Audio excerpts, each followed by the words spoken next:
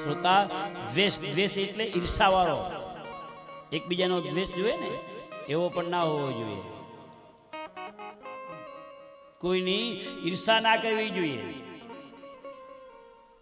કથામાં બેસો અને કથામાં પછી તમે કોઈની ઈર્ષા કરો, કોઈની વાતો કરો તો કથાનું બધું જ પુણ્ય નિષ્ફળ થાય છે.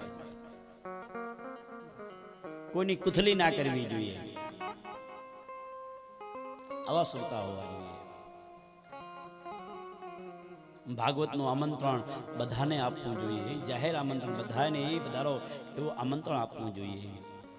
શ્રીમદ ભાગવત પિયુષ પાનાય રસલમ પટા ભવતશ્ચ ધા શીઘ્રમાયંત પ્રેમ તત્પરા. બધાએ ભક્તોને કહેવું જોઈએ કે ભાગવતની કથા છે, આપ સાંભળવા માટે આવજો. નાનામાં નાનો માણસ હોય એને પણ આયોજકે કહેવું જોઈએ કથા સાંભળવા માટે તમે આવજો. દાન આપ્યું હોય એની જ પત્રિકા આપવી જોઈએ એમ નહીં, બધાને આમંત્રણ આપવું જોઈએ. આ બધું હોવું જોઈએ.